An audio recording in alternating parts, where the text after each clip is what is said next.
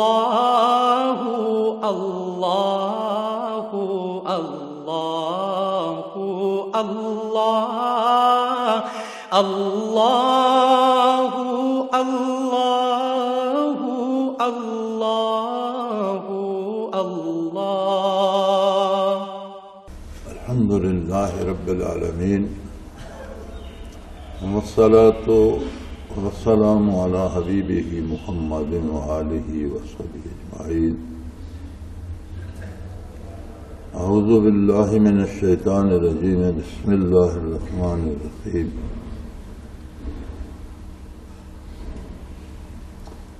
ومن اعرض عن ذکری فإن له معیشة ضنکا ونحشره یوم القیامة اعمى قال رب لما حشرتني أعمى وقد كنت بصيرا قال كذلك آتتك آياتنا فنسيتها وكذلك اليوم تنسى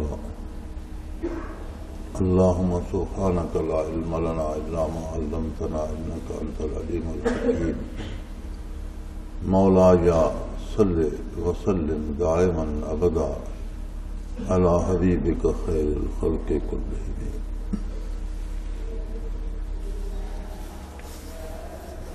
دنیا میں جب سے انسان آباد ہے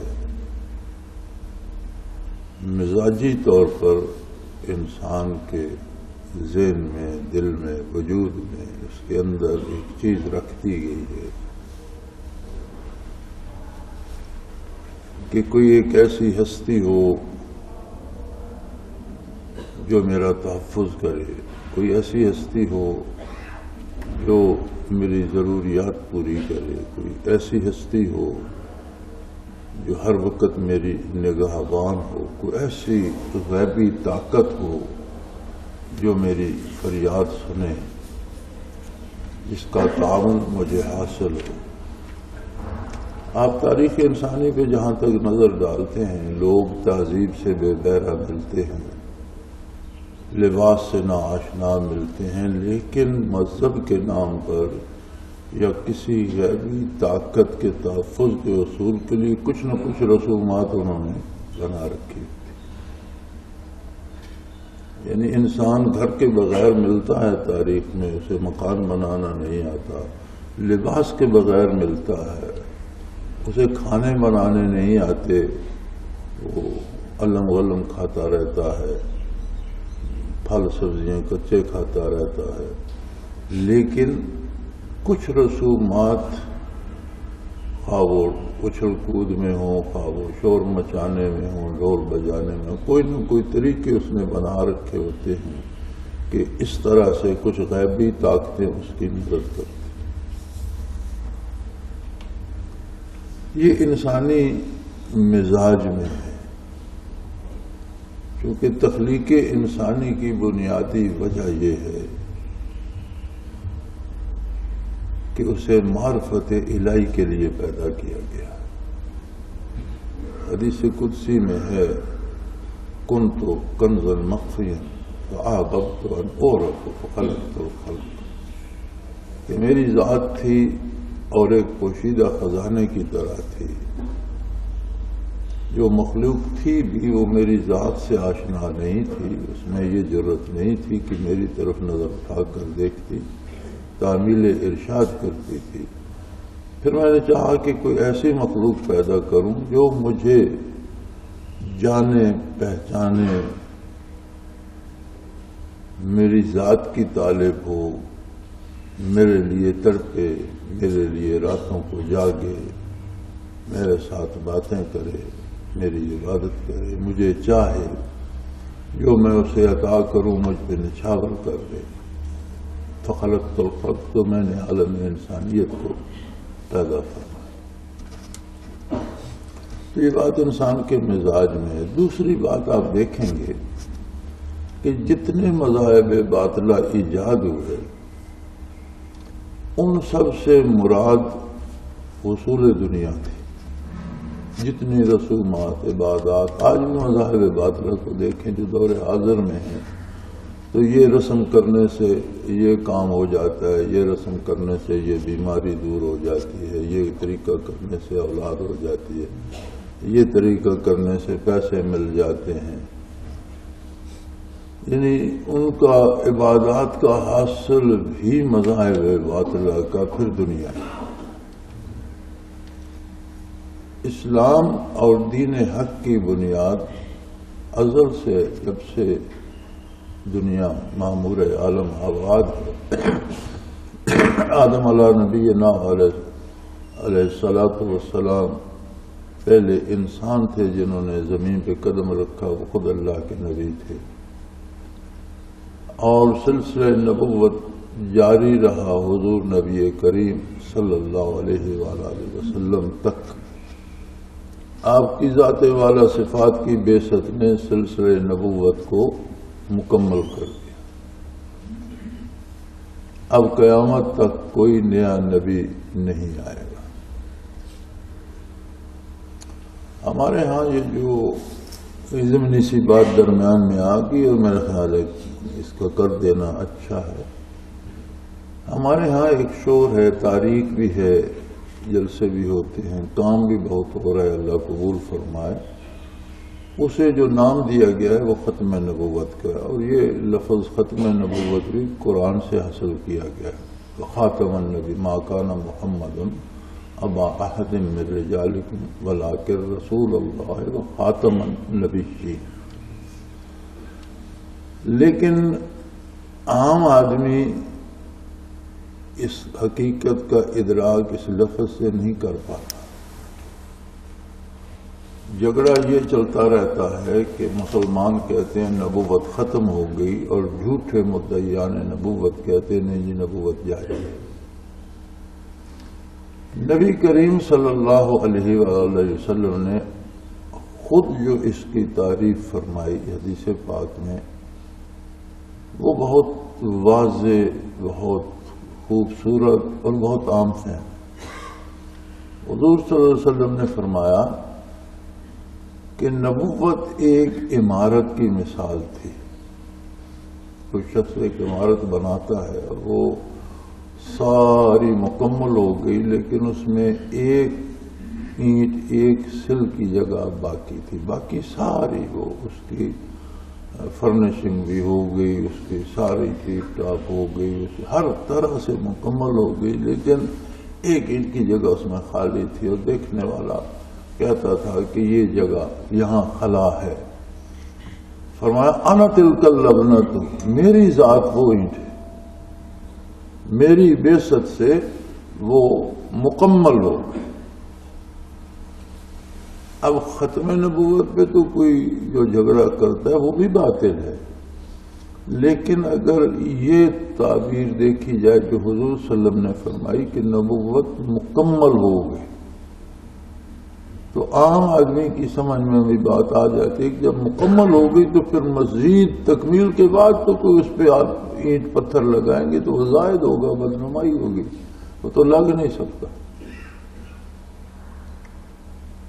تو دین حق نے جو تصور دیا اس غیبی طاقت کا، جو محافظ بھی ہے، ضرورتیں بھی پوری کرتی ہے، دعائیں بھی سنتی ہے، ہمہ وقت ہر لمحہ ساتھ ہے، اس طاقت سے مانگنے کا ایک سلیقہ بھی دیا، اور یہ فرمایا کہ یہ دار دنیا جو ہے یہ لمحاتی ہے، وقتی ہے، اور ہم دیکھتے ہیں کتنے لوگ روزانہ ہمارے سامنے چلے جا رہے ہیں، کتنے نئے آ رہے ہیں۔ یہاں ایک میلہ لگا ہوا ہے، کوئی آتا ہے کوئی جاتا ہے، محفل کا ہے، رنگ روئی، ساقی کی نوازش جاری ہے، مہمان بدلتے رہتے ہیں۔ یہ تو ایک مہمان خانہ ہے، کوئی آ رہا ہے کوئی جا رہا ہے، آ کہاں سے رہے ہیں، جا کدھر کو رہے ہیں۔ اس بات کا جواب مذاہب باطلہ کے پاس میں ہے۔ اللہ کے نبی نے اور سابقہ انبیاء نے بھی اسی حقیقت کو واضح فرمایا، بندے مومن آخرت کی زندگی جیتا ہے، کام وہی کرتا ہے جو ایک کافر کرتا ہے، یعنی غذا حاصل کرنا، روزی حاصل کرنا، بچے پالنا، گھر بنانا. یہی کچھ ایک غیر مسلم کی یا ایک منکر یا کافر کی زندگی میں بھی ہوتا ہے، یہی کچھ ایک مومن کی زندگی میں بھی ہوتا ہے. پیدا ہوتا ہے، پلتا بڑھتا ہے، تعلیم حاصل کرتا ہے، ملازمت یا کاروبار یا مزدوری یا کاشتکاری کرتا ہے، روزی پیدا کرتا ہے، گھر بناتا ہے، شادی کرتا ہے، اولاد ہوتی ہے، بوڑھا ہوتا ہے، گزر جاتا ہے.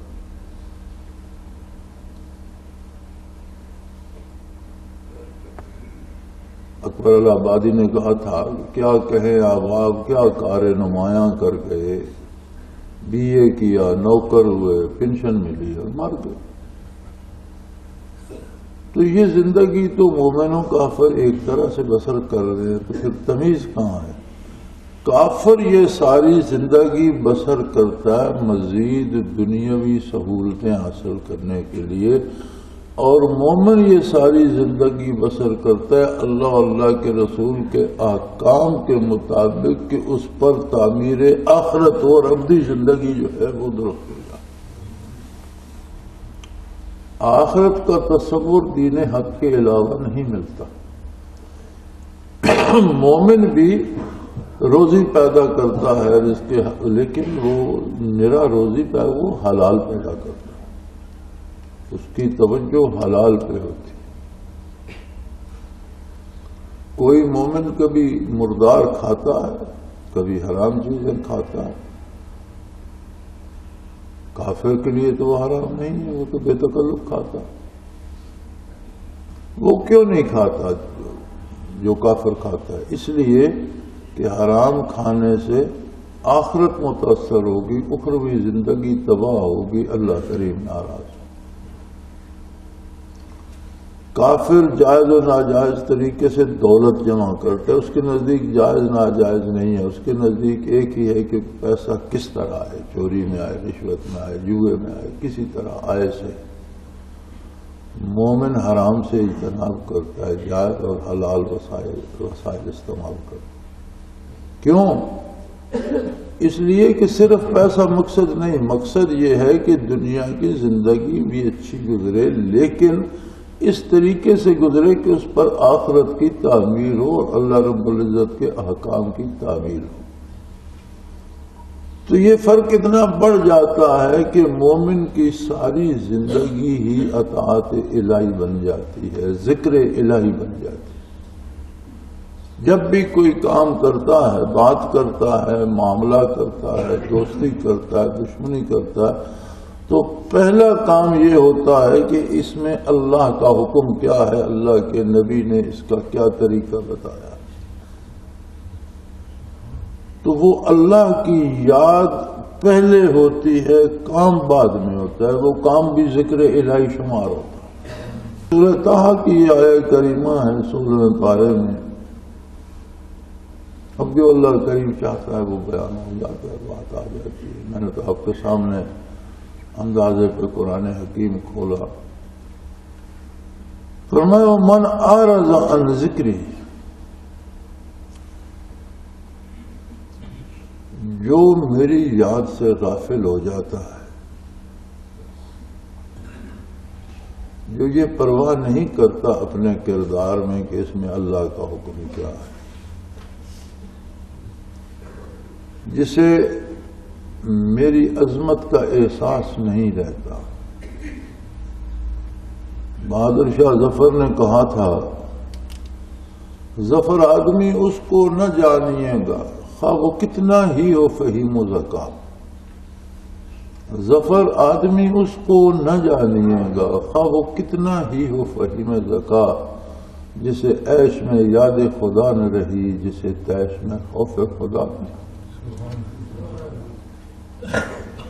یعنی ہر حال میں اللہ کی عظمت سامنے رہنی چاہیے. غصہ آئے تو اسے سمجھ آئے کہ میں غصے میں ایسا نہ کر گزروں کہ اللہ ناراض ہو.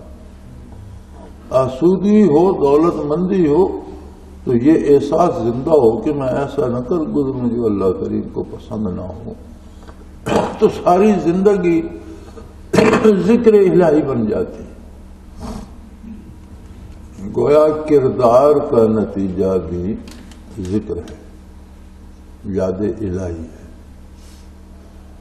جو کچھ ہم کرتے ہیں، جو بات کرتے ہیں، جو بات سوچتے ہیں، جو عمل کرتے ہیں، دوستی، دشمنی، کاروبار، مزدوری، حصول رزق، یہ سارا جو ہے اس کا نتیجہ کیا ہے، حاصل کیا ہے؟ اللہ کی یاد، ذکر الہی۔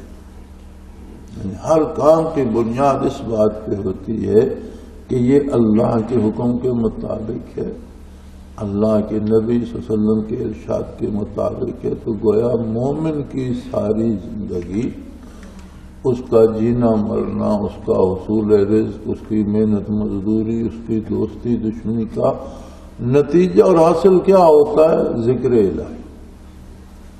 اسی لیے قرآن کریم نے کثرت ذکر کا حکم دیا، اور صوفیاء نے ذکر کا بیج بویا کہ پوری زندگی اگر ایک درخت ہے، اس میں جڑیں بھی ہیں، شاخیں بھی ہیں، پتے بھی ہیں، تو اس پہ پھل جو آتا ہے، جو حاصل ہوتا ہے درخت کا، وہ ذکر الہی، اور جو پھل ہوتا ہے وہی بیج بھی ہوتا ہے۔ قرآن کریم نے کثرت ذکر کا حکم بھی اسی لیے دیا ہے کہ کثرت ذکر اعمال و کردار کی اصلاح کا سبب بن جائے۔ اعمال و کردار کی صلاحیت اور درست ہونا نتائج پیدا کرتا ہے کہ وہ ذکر الہی بن جاتا ہے، اور ذکر الہی نصیب ہو جائے تو اعمال و کردار سدھر جاتا ہے۔ اب مخلوق ایسی بھی ہے جو اس سے محروم ہے۔ فرمایا جب لوگ میری یاد چھوڑ دیتے ہیں،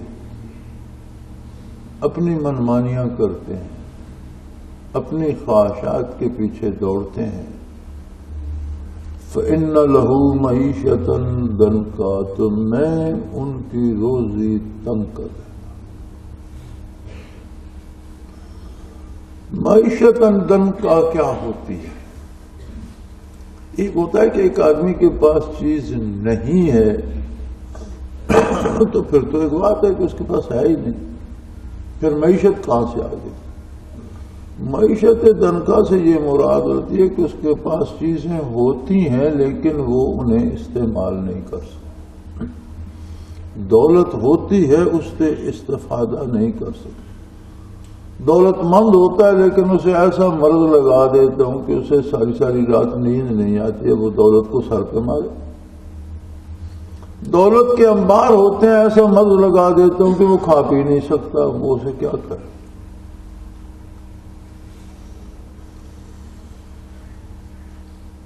مجھے یاد ہے ایک دفعہ کوئٹہ میں فورڈ کمپنی کے مالکوں میں سے کوئی تھا۔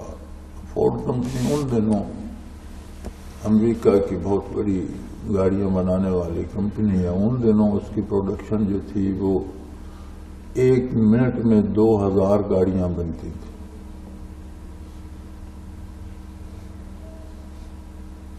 تو اپنے بارے میں وہ بتانے لگا کہ میں دنیا کے چند دولت مند افراد میں سے ہوں، لیکن 24 گھنٹوں میں میں صرف چنے کا سوپ پیتا ہوں، دوسری کوئی چیز کھاؤں تو مجھے ہضم نہیں ہوتی، بیمار ہو جاتا۔ یعنی دولت کے انبار ہیں، اب اس کے کھانے پینے کے لیے نہیں ہے۔ معیشتاً ضنکا، روزی تنگ کر دیتا۔ اسی طرح سے ان کے پاس اولاد ہوتی ہے لیکن فرمایا میں ان کے لیے اولاد کو بھی فتنہ، ابتلا، آزمائش اور مصیبت بنا دیتا ہوں، انہیں پریشان کرتی ہے۔ کبھی ازواج و اولاد کو ان کا دشمن کر دیتا ہوں، اس کی جان کے در پہ ہو جاتی۔ اور جب ہم اور ہمارے دانشور اور ہمارے حکمران بڑی تعریف کرتے ہیں مغرب کی اور کہتے ہیں وہ بڑی ترقی کر گئے، بڑے آگے نکل گئے، تو وہ یہ بھول جاتے ہیں کہ دنیا میں سب سے بدترین جرائم انہی اقوام میں ہوتے ہیں، اور اتنے ہوتے ہیں کہ گنے نہیں جا سکتے۔ عام آدمی سے لے کر صدر تک کسی کی آبرو محفوظ نہیں ہے، کسی کو اولاد کا سکھ نہیں ہے، کسی کے پاس والدین کی شفقت نہیں۔ کراچی میں جامع بنوریا میں ایک دفعہ مجھے جانا ہوا تو ایک نوجوان تھا، غالباً سویڈن کا تھا، تو وہاں وہ رکا ہوا تھا پڑھنے کے لیے۔ تو میں نے اس سے پوچھ لیا کہ تمہارا کیسے تمہارے والدین نے مسلمان ہونے کی اور سویڈن سے یہاں آنے کی اجازت دے دی اور تم یہاں پڑھ رہے؟ تو وہ بڑا سیدھا سا جواب اس نے دیا کہ جب میں بالغ ہوا تو they kicked me out and shut the door۔ میں جب بالغ ہو گیا تو انہوں نے مجھے لات مار کر دروازے سے باہر پھینک دیا، دروازہ بند کر لیا۔ اب میرا والدین کے ساتھ کیا تعلق؟ بلوغت تک اس لیے رکھتے ہیں کہ حکومت سے بچے کو پیدا ہونے سے بالغ ہونے تک وظیفہ ملتا ہے، جب بالغ ہو جاتا ہے تو پھر وہ اسے کہتے ہیں بھی جاؤ میاں اپنا کماؤ کھاؤ، گھر میں رہنا ہے تو کچن کا خرچہ اتنا ہے، کمرے کا کرایہ اتنا ہے، بیٹا ہو یا بیٹی کہیں سے لے او، جہاں سے لے او، پیسے لے او رہو، نہیں لا سکتے تو جاؤ جہاں مرضی ہے، تو وہ بیٹا ہو یا بیٹی گھر سے نکال دیتے۔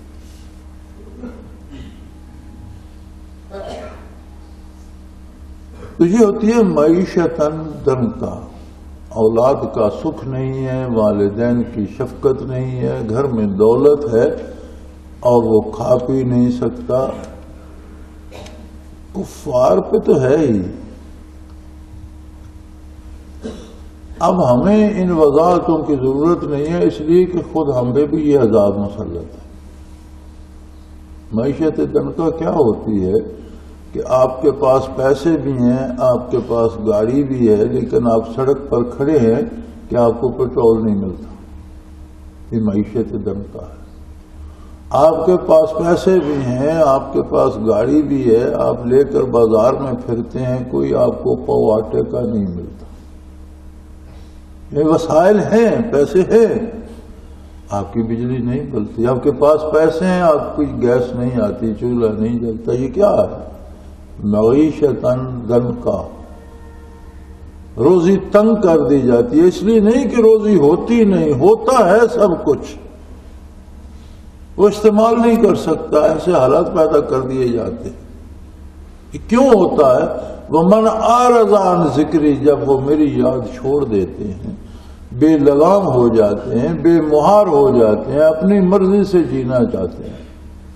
کائنات میری ہے، سلطنت میری ہے، وہ اسے اپنی سمجھتے ہیں، بے دریغ لوگوں کو قتل کرتے ہیں، بے قصور لوگوں کو تباہ کرتے ہیں، کسی لوگوں کا مال لوٹتے ہیں، رشوتیں کھاتے ہیں۔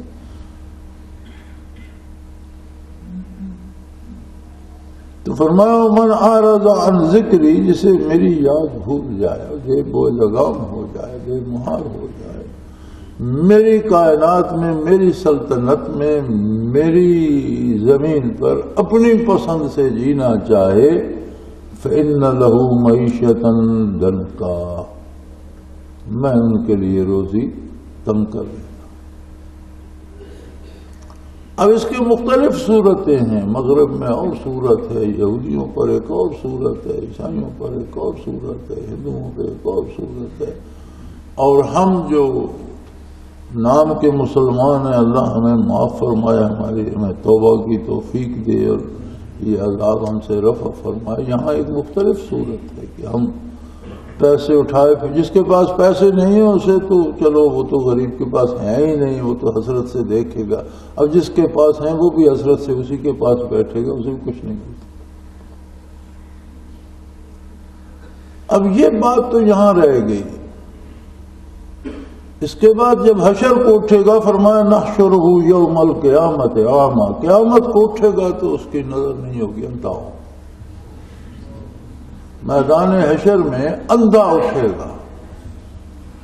اور فرمایا پھر وہ خود سوال کرے گا قال رب لما حشرتنی اعمی وقد كنت بصیرا، اللہ مجھے قیامت کے میدان میں تو نے اندھا کر کے اٹھا دیا، حالانکہ جب میں دنیا سے آیا تو میری آنکھیں تو سلامت تھی، قد كنت بصیرا میں تو صاحب نظر تھا، میری بصارت ٹھیک تھی، اور آپ نے مجھے میدان حشر میں دوبارہ زندہ کیا اور اندھا کر کے کھڑا کر دیا۔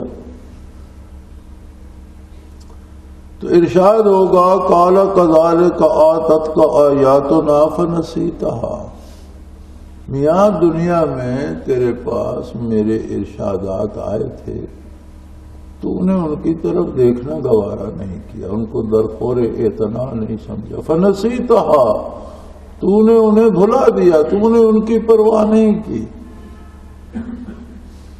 وَكَذَلِكَ الْيَوْمَ تُنسَىٰ، اسی طرح آج ہم نے تجھے بھلا دیا، تیرا ہونا نہ ہونا کوئی حیثیت نہیں رکھتا، آج تیرا اندھا ہونا، دنیا میں تو نے میری احکام میرے نبی کی سنت کو نہیں دیکھا، نظر تجھے اس لیے تو نہیں دی تھی کہ فواحشات کو دیکھے، جب تو نے اس کا صحیح استعمال نہیں کیا تو میں نے وہ واپس لے لیا، آج تو اندھا ہے۔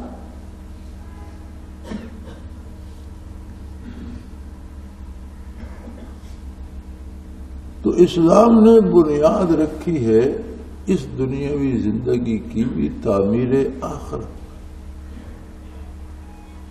یعنی دنیا کا کام اس طریقے سے کرو کہ اس پہ تعمیر آخرت ہو۔ اس کا نتیجہ کیا ہوگا کہ دنیا کے کام میں بھی کئی گنا زیادہ فائدہ ہوگا، آسودگی ہوگی، راحت ہوگی، آبرو مندی ہوگی، آرام ہوگا، سکون ہوگا، اور سب سے بڑی بات یہ کہ تمہارا ہر کام یاد الہی کا سبب بن جائے، ذکر دوام نصیب ہو جائے۔ اسلام میں مثالی مسلمان ہیں صحابہ کرام رضوان اللہ علیہم اجمعین، قرآن کے مثالی مسلمان، اور حضور صلی اللہ علیہ وسلم کی نبوت کی دلیل ہے۔ آپ کی ذات سراپا دلیل ہے، آپ کا بچپن دلیل ہے، آپ کا لڑکپن دلیل ہے، آپ کی جوانی دلیل ہے، آپ صلی اللہ علیہ وسلم کا ہر عمل نبوت کی دلیل ہے۔ قرآن کریم قیامت تک جاری رہنے والا زندہ معجزہ ہے، نبی کریم صلی اللہ علیہ وسلم کا نبوت کی دلیل ہے۔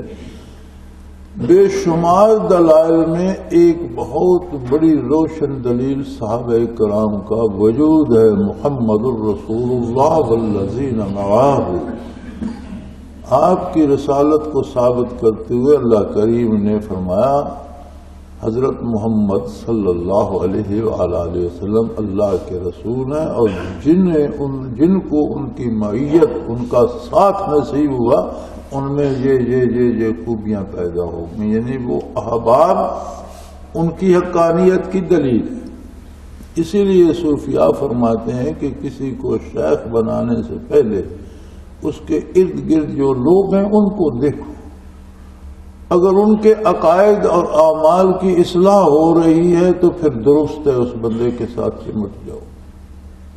چنی مردے کے یا بھی خاکے اوشو، اسیر حلقے فترہ کے ہوشو، اگر ایسا بندہ ملے تو اس کے پاؤں کی دھول بن جا، اس کی جوتیوں کی خاک بن جا، پھر اسے مت چھوڑنا۔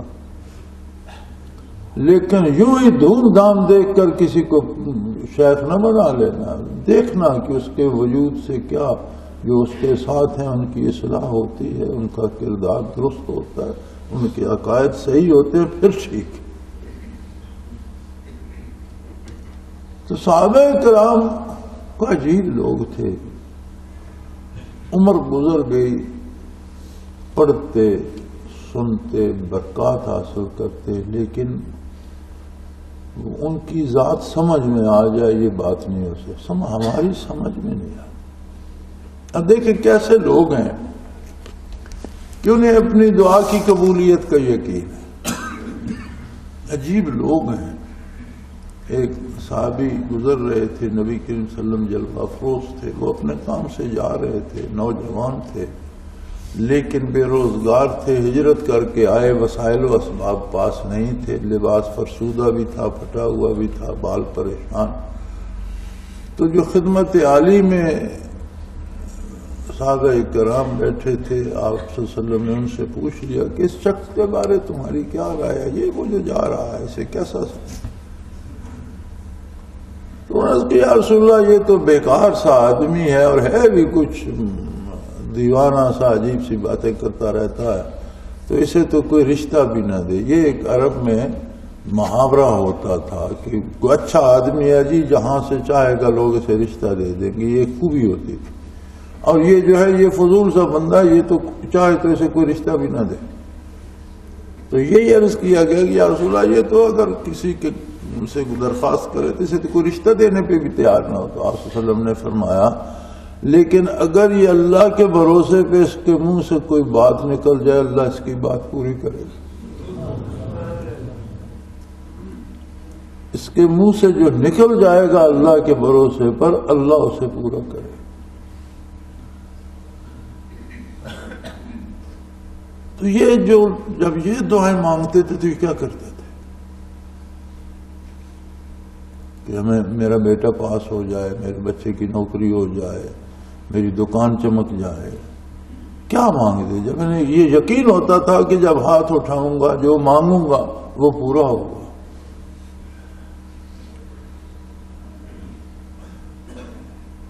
حضرت عبداللہ رضی اللہ تعالی عنہ، عبداللہ ابن جحش حضور صلی اللہ علیہ وسلم کے پھوپھی زاد بھی تھے، اور ان کی بیٹی زینب ابن عبداللہ ام المومنین بھی تھیں، حضور کے سسر بھی تھے، ذو الہجرتین تھے، حبشہ کی ہجرت میں بھی شامل تھے، مدینہ منورہ بھی ہجرت کی، حضور کو بہت عزیز بھی تھے۔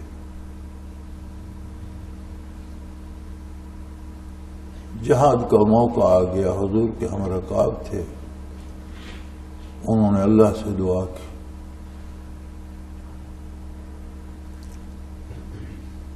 اب پتہ ہے بندے کو کہ جو مانگوں گا مل جائے گا۔ کہتے ہیں اللہ میرا کسی بہت تکڑے کافر سے مقابلہ ہو، بہت جری اور بہت لڑاکا اور بڑا تلوار کا دھنی اور بڑا مشہور ہو، اس سے میرا مقابلہ ہو اور تو مجھے اس پہ فتح دے، غلبہ دے، اور میں اسے تیری راہ میں قتل کروں۔ پھر اس کے بعد میں شہید ہو جاؤں، میرا پیٹ پھٹ جائے، کوئی میرا پیٹ چاک کر دے، میرے کان کاٹ دے، میری ناک کاٹ دے،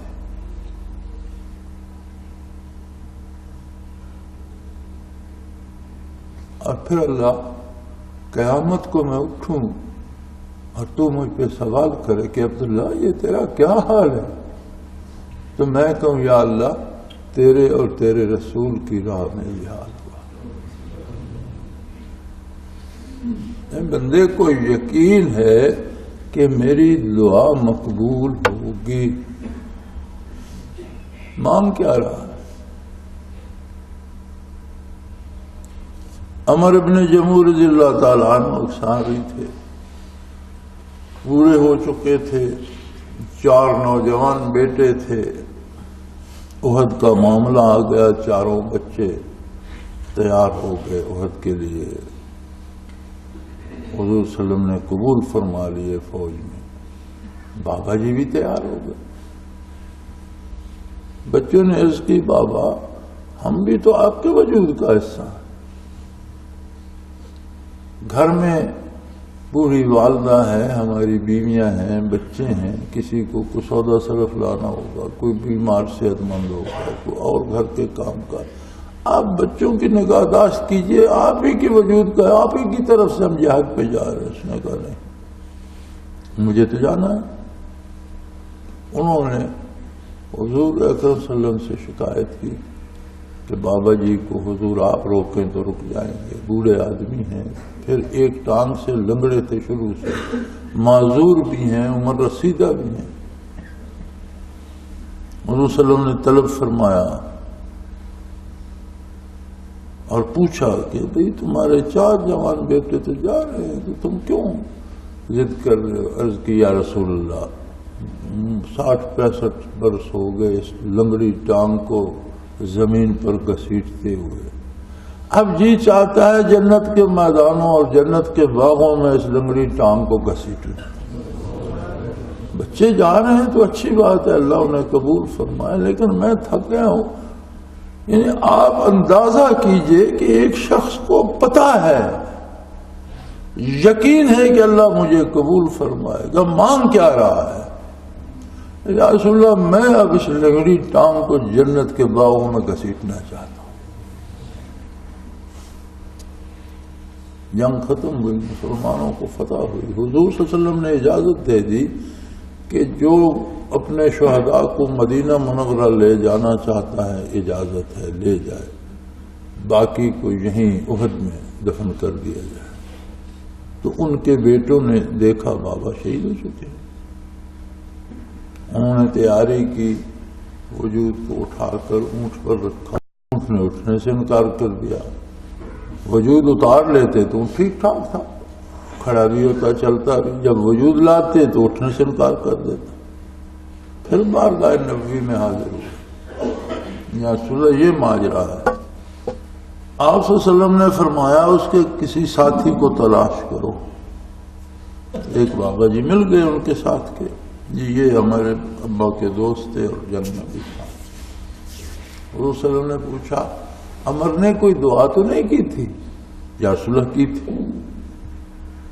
جب ہم میدان میں پہنچے تو انہوں نے مجھے کہا کہ تم دعا کرو، میں آمین کہوں گا، پھر میں دعا کروں گا، تم آمین کہنا۔ تو میں نے دعا کی کہ اللہ مکے کا کوئی بہت بڑا کافر، ان کا کوئی سردار میرے ہاتھوں واصل جہنم ہو، میں اس کی زرہ اور اس کی تلوار اور خود غنیمت میں پاؤں، اور میں وہ تلوار ان مکے والوں کے سامنے لہرایا کروں اور وہ زرہ پہن کر ان کے سامنے نکلا کروں کہ یہ جلتے رہیں گے ہمارے سردار کی زرہ۔ انہوں نے آمین کہی۔ جنگ میں فلاں سردار یا رسول اللہ میرے ہاتھوں قتل ہوا، اس کی زرہ، اس کی تلوار، اس کا خود میرے حصے میں آیا، مجھے ملا۔ پھر انہوں نے دعا کی، انہوں نے دعا کی یا اللہ میں یہاں شہید ہو جاؤں، اور یا اللہ میرا وجود یہاں سے کوئی لے نہ جائے، قیامت کو مجھے احد کے میدان سے اٹھا۔ یا رسول اللہ وہ شہید ہو گئے۔ آپ نے فرمایا اسے یہیں دفن کر دو، یہ یہاں سے تمہارے کہنے سے اب نہیں جائے گا۔ یعنی کیسے عجیب لوگ تھے۔ حضور صلی اللہ علیہ وسلم کی رفاقت نے، آپ کی معیت نے انہیں کیا دیا؟ آخرت پر غیر متزلزل یقین اور ایمان، اور جب انہیں یقین تھا کہ میں ہاتھ اٹھاؤں گا تو خالی نہیں جائیں گے تو انہوں نے آخرت مانگی۔ یہ نہیں کہا کہ مجھے اگر دنیا کی کوئی چیز مانگی تو اسلام کی سربلندی مانگ۔ آج تو دل ترس جاتا ہے کہ کوئی ایسا آدمی تو ملے جو آخرت کا تعلق کوئی نہیں، سب دنیا دنیا دنیا دنیا، وہ کام رہ گیا، یہ کام ہو گیا، فلاں رہ گیا، فلاں ہو گیا، سارا دن تعویذ لکھتے رہو، لکیریں ڈال ڈال کر لوگوں کو دے، سب دنیا کے لیے۔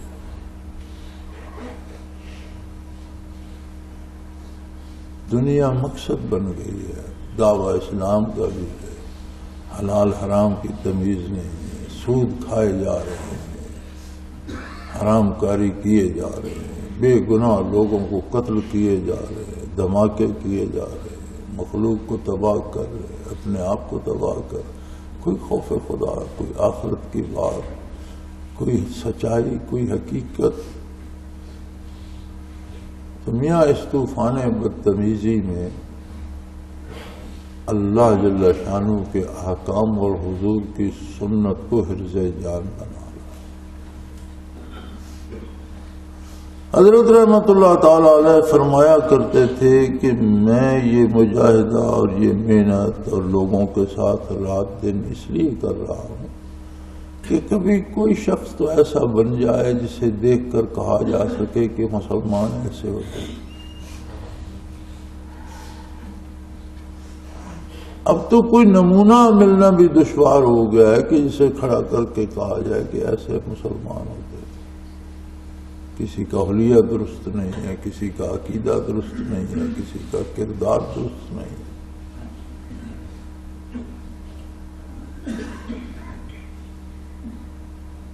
ایک محاورہ بن گیا ہمارے یہاں، میاں بیوی میں لڑائی ہو جائے تو پھر پڑوسی کہتے ہیں یہ امریکہ نے کرائی ہو، یہ حکومت جو ہے ان کو امریکہ نے دے دی، اس کو امریکہ نے قتل کرا دیا، فلاں کو امریکہ نے زندہ چھوڑ دیا، فلاں کو امریکہ نے۔ کوئی امریکہ شمریکہ نہیں ہے میاں، یہ ہمارا اپنا کردار ہے جو ہمارے لیے امریکہ بنا ہے۔ ہم خود اپنے لیے امریکہ بنے ہوئے ہیں۔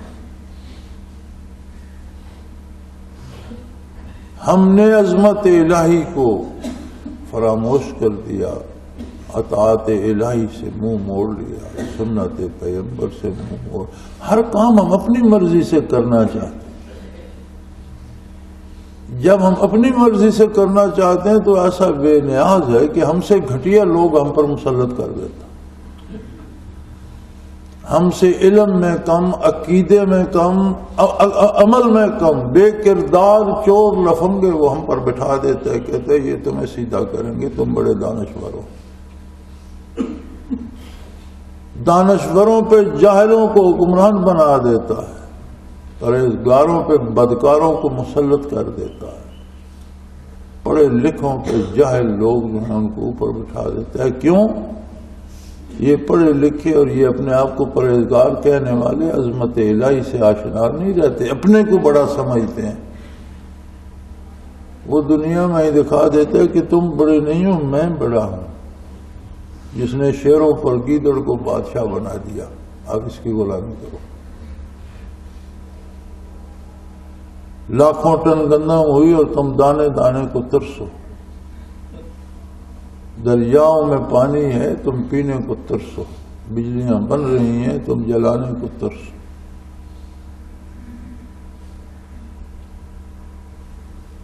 اب اس کا علاج پہلا اور آخری اور یقینی اور حتمی یہ ہے کہ کسی یکجائی سے اب عہد غلامی کر لو اور ملت احمد مرسل کو مقامی کرو، اللہ کی عظمت کا اقرار کرو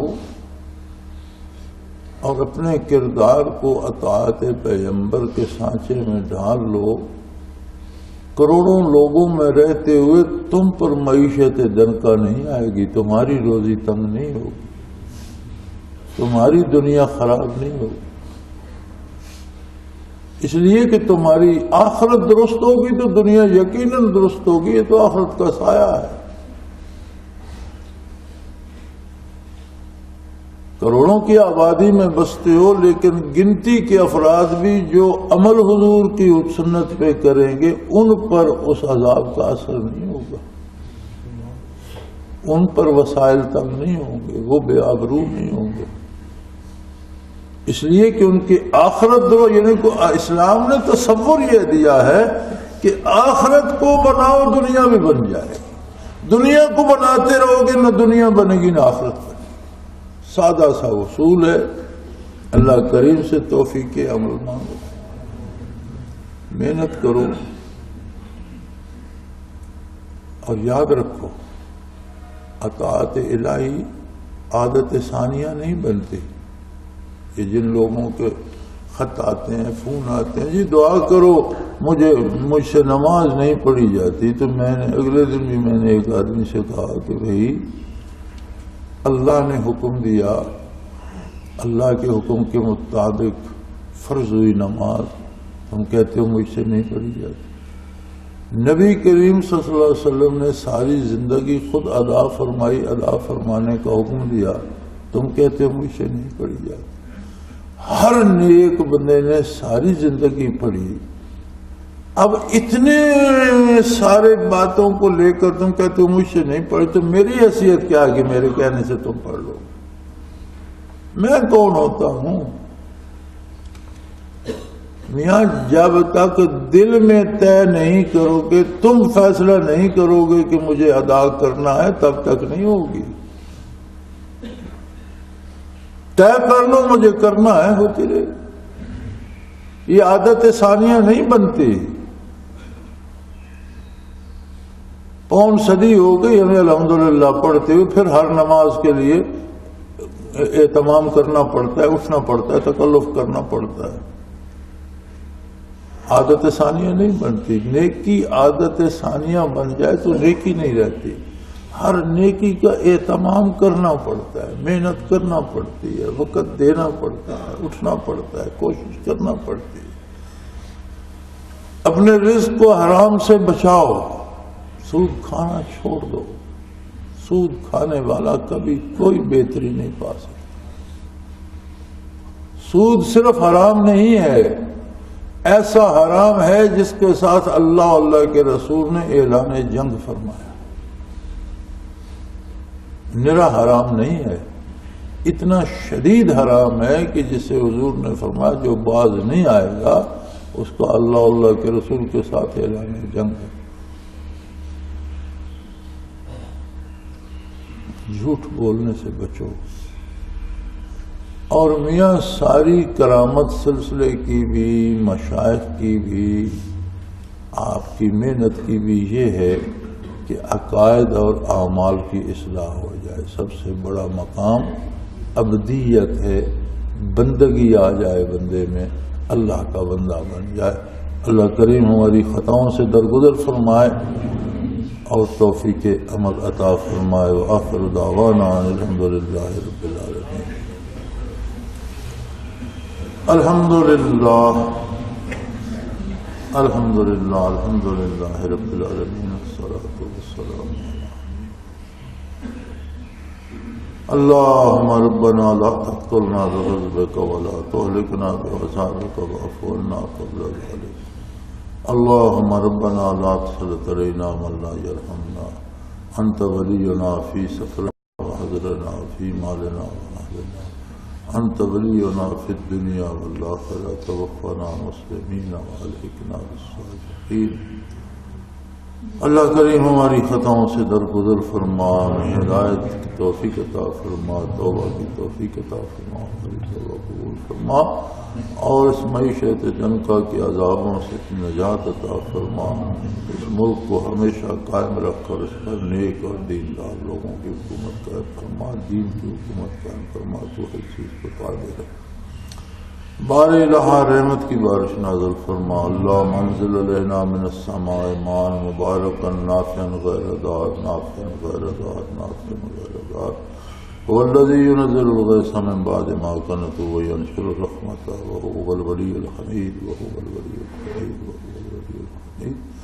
اللہم ربنا لا تؤاخذنا ان نسینا واخطأنا، ربنا ولا تحمل علينا إصرا كما حملته على الذين من قبلنا، ربنا ولا تحملنا ما لا طاقة لنا به، واعف عنا واغفر لنا وارحمنا، أنت مولانا فانصرنا على القوم الكافرين۔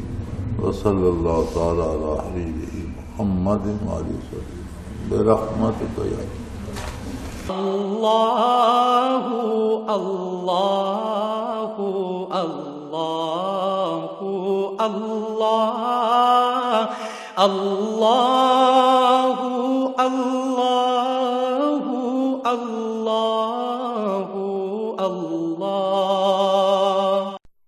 حضرت امیر محمد اکرم آوان مد ذلہ العالی دارالعرفان منارہ ضلع چکوال میں سالہ سال سے قرآن و حدیث کے اوپر خطابات کر رہے ہیں اور سلسلہ نقشبندیہ اویسیہ کے مطابق لوگوں کو ذکر الہی کی تربیت دے رہے ہیں۔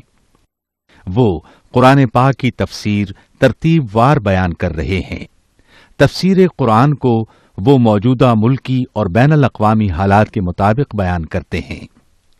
موٹر وے سے کلر کہار کے انٹرچینج سے نکلتے ہوئے، کلر کہار کی جھیل سے ہوتے ہوئے، میانی، بوچھال اور نور پور سے گزرتے ہوئے دارالعرفان منارہ پہنچ سکتے ہیں۔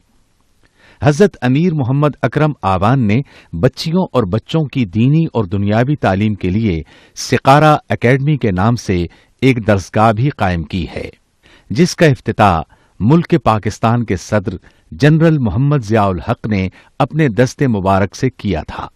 وہ تمام احباب جو اسلام کی طلب رکھتے ہیں ان سے گزارش ہے کہ دارالعرفان منارہ ضلع چکوال میں امیر محمد اکرم آوان صاحب کے خطابات سے مستفید ہوں۔